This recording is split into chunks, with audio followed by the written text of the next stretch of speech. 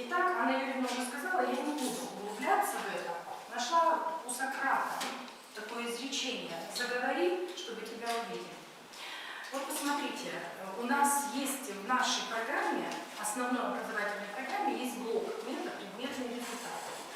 Там написано, что мы должны требовать от своих детей, то есть средствами коммуникации их наполнить, чувства, мысли, потребности они должны выразить свои, планировать и регулировать свою деятельность, владеть письменной и устной речью и монологической контекстной речью. Ну и давайте с вами спросим друг у друга, кто часто использует на уроке дискуссию? Поднимите, пожалуйста, руку. Нет, да? Кто использует редко дискуссию? Так, одна рука. И кто вообще не использует дискуссию? Смотрите, я думаю, уважаемые коллеги, что вы используете дискуссию, просто может быть не в том выражении, как вам кажется. Может быть, вы ее используете, но не называете ее дискуссией. Попробуем разобраться. Итак, я не буду вас томить, что такое дискуссия. Анна Юрьевна уже сказала. Посмотрите, это метод организации учебного процесса, когда идет обсуждение, спор каких-то проблем. Да?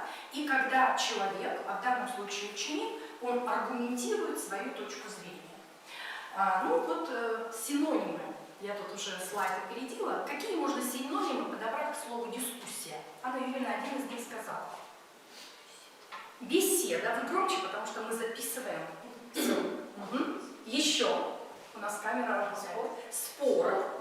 Еще. Обмен мнений. Ну, давайте посмотрим. Смотрите. Еще есть полемика, еще есть прения, обсуждение. Беседа, вы сказали, дебаты. Да? Это тоже синоним. Ну что ж, итак, значит, важной характеристикой в дискуссии, вообще отличительной, является аргументированность. Вот если человек спорит, да, он включается в дискуссию, он обязательно должен свою точку зрения проаргументировать. Вот я думаю так-то. И дело в том, что мы, ведя, ведь у нас не идет вот отдельно вот урок, а в принципе все эти методы осуществляются и во внеурочной деятельности. И есть такой специальный курс, про который все буквально знают. Это «Мир деятельности» Людмилы Георгиевны Петерсон. И в данном случае эта тема есть и в этом курсе. Значит, чем она аргументирует, почему она эту тему включила в этот курс? Во-первых, это метод рассматривается как активизирующее обучение, когда ребенок взаимодействует друг с другом, со своим товарищем. Это первое. И второе, то, что дети в начальной школе, ведь наша задача главная научить их говорить. Да? И вот здесь в процессе этой внеурочной деятельности мы осуществляем данный прием. Итак, вот посмотрите, как это, допустим, происходит сейчас. Итак, дискуссия. Ты знаешь, я не люблю выходной день сидеть дома, а ты? Я не люблю ходить в Хорошо бы всем классом пойти. У меня идея. Давай тоже полезем вместе со всеми ребятами куда-нибудь сходить. Итак, началась дискуссия между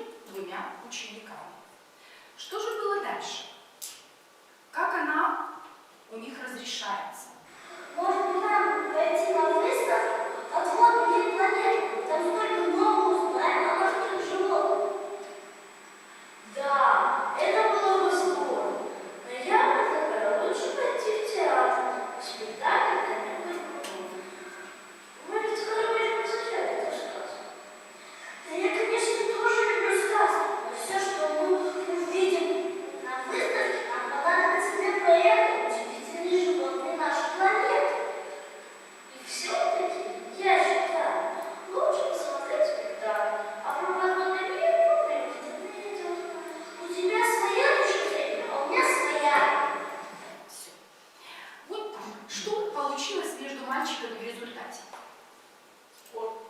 Несовпадение. Да, совершенно верно. То есть у них прошел разрыв. Да? Вот сейчас мы на следующем слайде увидим классическую схему Галины Анатольевны Цукерман, которая предлагает всего 4 пункта дискуссии. Запуск дискуссии, она была видна в ролике? Да.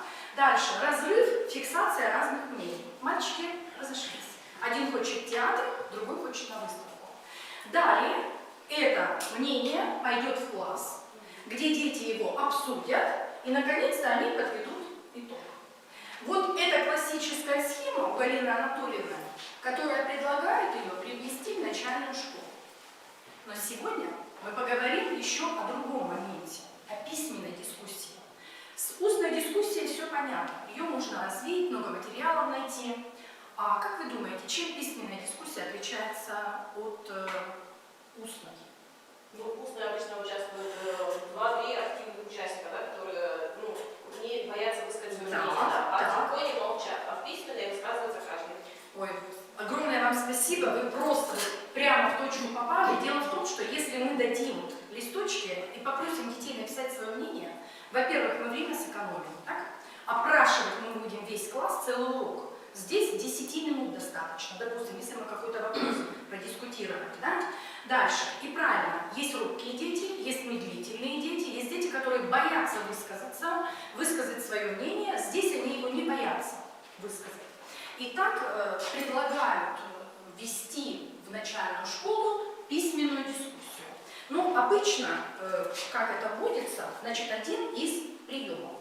Посмотрите, в конце урока русского языка учитель говорит: ребята, я предлагаю вам одно предложение. Вот такое. Мальчику подарили мяч. Но возникла проблемная ситуация. Миша говорит, что в этом предложении подлежащее мальчику, а Маша говорит, что в этом предложении подлежащее мяч. А как думаете вы? Раздаются листочки, и дети записывают свое мнение. Далее урок заканчивается, учитель собирает листочки, все это дома обрабатывает, и получается, что, оказывается, 5 версий у детей организовалось. Вот давайте сейчас посмотрим. Версия номер 1. Пожалуйста, озвучьте версия номер 1. Громко и четко. У кого циферка 1? Да. Это такое же. Первая версия. Подлежащее это слово мальчику, потому что именно о нем говорится в предложении. Так, вторая версия. Цифра 2 у кого? У вас. Нет. Да. Подлежащее слово мяч, потому что она отвечает на вопрос, что и стоит применительное подлежащее. Третья версия. В этом предложении 2 подлежащих мальчику и мяч, потому что говорится о том и о другом. Четвертое подлежащее слово это подарили, так как это главное слово предложения. Пятое. Подлежащего нет, так как не ясно, кто подарил и потому что глагол подарили. Стоит во множественном числе, а оба существительных в единственном числе. Спасибо. Итак, учитель выслушал все версии письмена, теперь их нужно разрешить. Итак, мы, пожалуй, что с вами начнем, это мы уже сказали, начнем с версии 4. Пожалуйста, 4-я версия. Может ли такое быть? У кого 4-я версия? Пожалуйста. Еще раз. Нет, проговорите, может такое быть? Может быть, да. Я считаю, давайте с наших клише слов, я считаю, что подлежащее, какое у вас подлежащее? Подарили. Может быть подлежащее? Пожалуйста. Так, давайте включаемся. Подлежащее может быть подарили? Почему? Потому что это глагол. Все, этой версии больше нет. Далее, следующая версия 1. У кого? Пожалуйста.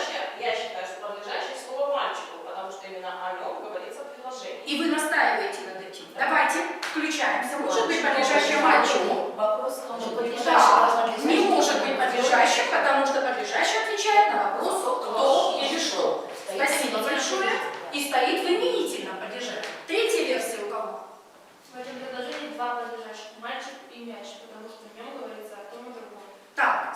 мальчику мы уже отвергли, а вот слово мяч очень интересно. Слово мяч.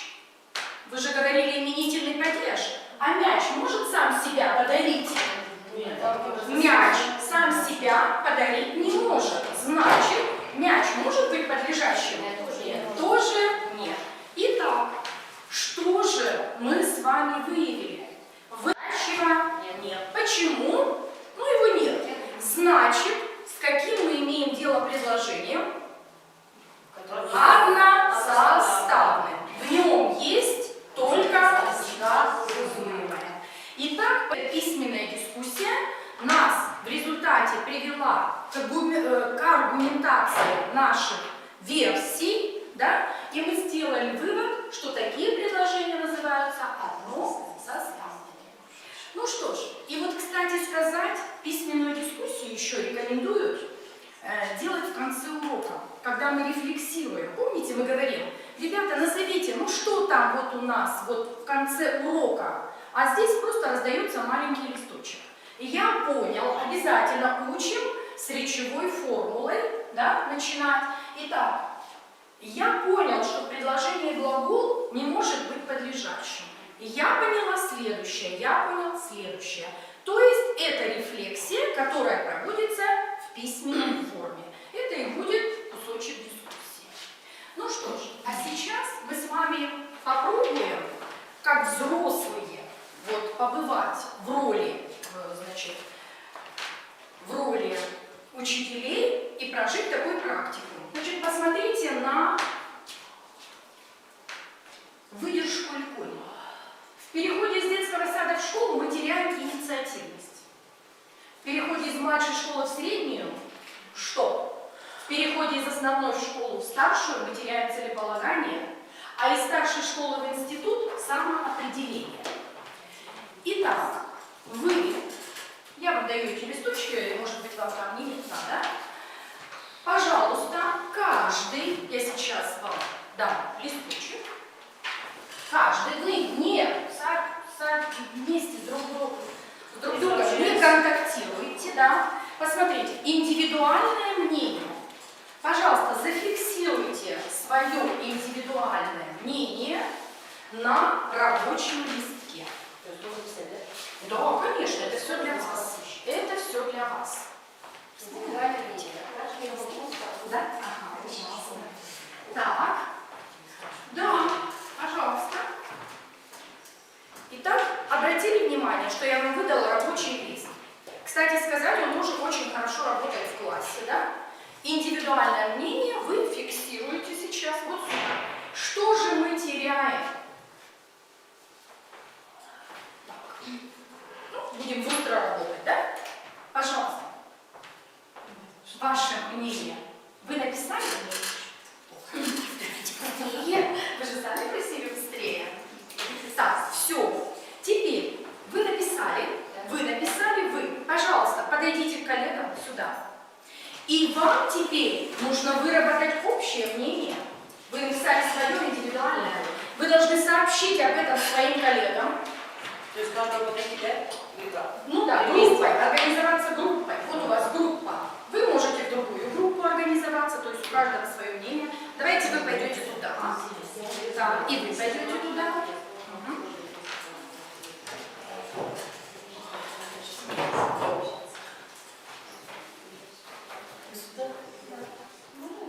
Вы можете просто встать.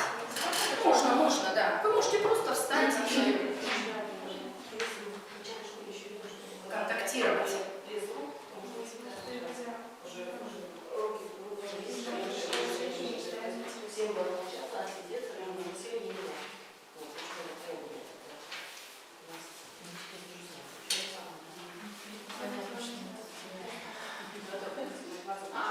Ваше мнение.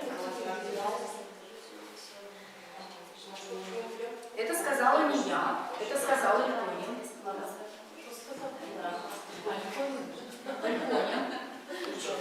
Ученый. Букварь Ликони, напомните?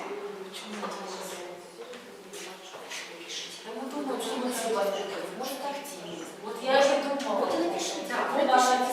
Все. Вот напишите, пожалуйста. Напишите, пожалуйста. И вы напишите.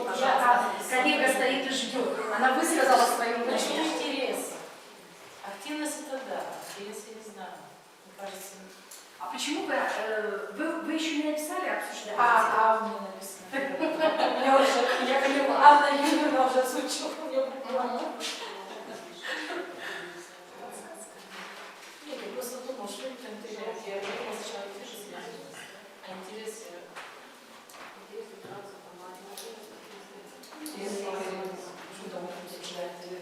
Разведешь. Очень сложно. Вы пришли, в общем, молодцы. Мне очень понравилась ваша речевая формула. Итак, смотрите, было индивидуальное мнение. Теперь вы собрались для выработки общего мнения. Теперь вы встаньте, пожалуйста, и очень красиво, вот со своей, как вы сказали только что, очень правильно сказали, мы так учим детей.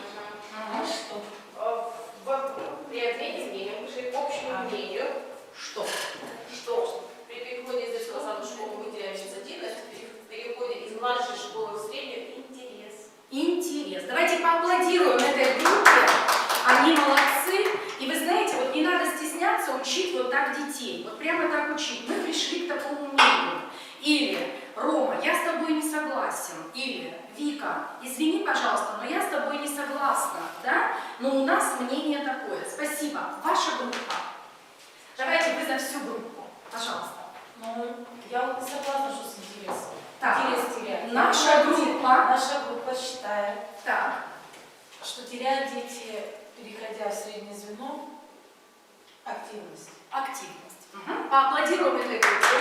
Вы знаете, любое мнение нужно уважать. Садитесь, пожалуйста, все на Мы место. согласны с их мнением, но мы думаем так. Но вы думаете так. Посмотрите, давайте вспомним вот эту вот классическую ступень Галины Анатольевны. Она что говорит сейчас, только что? Я вам включала, да? Разрыв мнений. То же самое, что у детей. Одни хотят в театр, одни хотят в кино, на выставку. Вы думаете так, вы думаете так. Любое мнение должно уважаться. Так вот, что же нам говорит? Что же нам говорит? Я не понял. Что мы теряем? Мышление. Мышление. Вот. То есть, мы остались при своих мнениях, но вот в трактовке Как они это доказывают? это нужно почитать. Начинала образование. Да. Ну вот посмотрите, значит, что у нас было, да, маленькая рефлексия.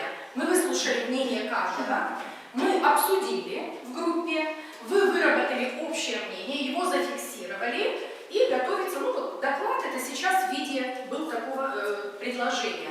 Затем подводятся итоги. То есть вся та формула, которую предлагает у нас Цукерман, она есть. Смотрите, в нашей школе есть апробированные, Анна Юрьевна уже коснулась этого, апробированные приемы дискуссии в начальной школе. Это и снежный ком, это и колесо, сейчас я это показывать не буду, на это уходит много времени. Карточки-сигналы. Вот карточки-сигналы – это очень интересная вещь. То есть надоедает же каждый раз делать рефлексию или подводить итог какого-либо этапа одним приемом. Ну вот как вам нравится, не нравится. Но дети обожают. Недаром в начальной школе всегда были карточки. У каждого ребенка, вот у меня такие конвертики сделаны, да, есть карточка. И, значит, что она обозначает? Красная – я не согласен с товарищем, да? Зеленая – я согласен с ним, они поднимают. Далее, вопросительный знак – я хочу задать вопрос, мне что-то непонятно. И восклицательный знак – я хочу ответить сам. Это мне необходимо ответить. То есть, и вот этот конвертик у них хранится всегда, и когда-либо мы применяем такой прием. Опять же, мы учим их общаться. И вот только что перечислив, да, ну я смотрю, вы переписываете, да, можно и какие-то там свои сделать цветовые гаммы, но так как у нас, помните, светофорчик зеленый у нас это всегда плюс 5, а красный это у нас низкий уровень, как бы от этого все и идет. Так, ну и так как я это все перечислила, у вас будет сегодня возможность поработать с формулой. Анна Юрьевна вам ее представит. И я еще так как мы все учителя начальных классов, хочу вас познакомить с приемом, очень хороший прием, который мне нравится, снежный ком. Почему именно он мне нравится? Посмотрите, какая технологическая цепочка идет в этом приеме. Задается вопрос, потом я говорю сам, как думаю я, потом работает пара, потом группа и делается небольшой итог. Когда я провожу, значит, в Институте развития, знакомлюсь с этим приемом, я читаю сказку. Сегодня у нас времени очень мало. Я сейчас вам его покажу для того, чтобы вы могли использовать его на своих уроках. Итак, посмотрите, каждый ребенок получает 5 карточек. Вот кто-то сюда должен сесть, чтобы пара образовалась. Давайте мы на этой паре покажем. Вот здесь. Вот садитесь, пожалуйста. Итак, возьмите 5 карточек, и вы возьмите 5 карточек. 1, 2, 3, 4, 5. Так, и вы возьмите 5. Да, и вам возьмите 5. У вас сколько еще не хватает? Держите, возьмите 5. Берите по 5 карточек. И чтобы нам сегодня этот прием показать в скорости, ну, давайте, приближается Новый год. Вот Дедушка Мороз, какой он. Значит, 5 карточек дается ребенку. На каждой карточке можно написать только одну характеристику. Какой он. Пожалуйста, вы 5, вы 5, вы 5 и вы 5. Здесь, да, на 5. Ручку возьмите. Угу. То есть, каждый ученик, задали мы вопрос, какой Дедушка Мороз. Обычно мы очень много читаем сказок, мы даем характеристику герою, да? И нам нужно дать характеристику какому-либо герою. В данном случае это Дедушка Мороз. Какой Дедушка Мороз? На каждой карточке можно написать только одну характеристику.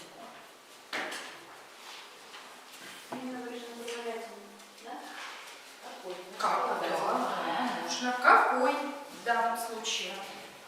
Значит, прилагательное.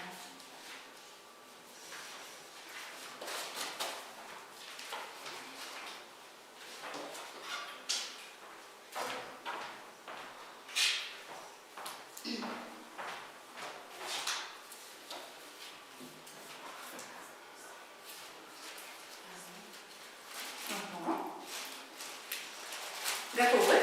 Спасибо. Итак, следующий момент в этой технологической цепочке. Мы ждем следующую пару. То есть вы даете это всем детям. Листочков много у нас всегда, как обычно у начальных классов, да? Теперь смотрите. Вы поработали сами, индивидуально написали. Теперь вы должны в паре посовещаться, но вы должны выбрать только 5 карточек. Половину. У вас 10 карточек. Выбираете 5. Нет, вы не должны... Да, вы должны, смотрите, у вас 10 карточек, 10, а вам нужно выбрать 5. Обсудить, да, какой Дедушка Мороз, и выбрать только 5. То есть половину, можно 6. Можно 6. 5 или 6.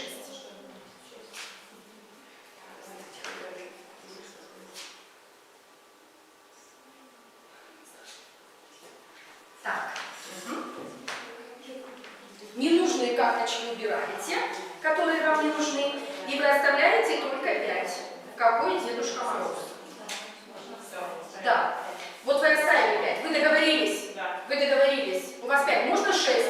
Можно 6. То есть можно половину и больше на одну карточку. Хорошо. Так, вы договорились. Вы. Вот, мы сейчас еще чуть-чуть. И еще чуть-чуть. Так. Прибьемся на вашем столе. Творческий процесс. Да, хорошо. Творческий процесс, мы любим творческие процессы. Все. 5 или 6? Вы оставили вообще 3. Нет, вот, нет, наши-то вот. Вот, ваши. Вы договорились. Разложите их. Так, что потом еще? Сколько вы оставляете? Мы 5. 5. Где 5? Вот 5. Вот 5. Эти убирайте. Теперь вы со своими карточками поворачиваетесь сюда. Пошла работа в группе. Пошла работа в группе. Вы повернулись. У вас всего 10 или 12 карточек. А вы должны выбрать только 5. И выбрать докладчика.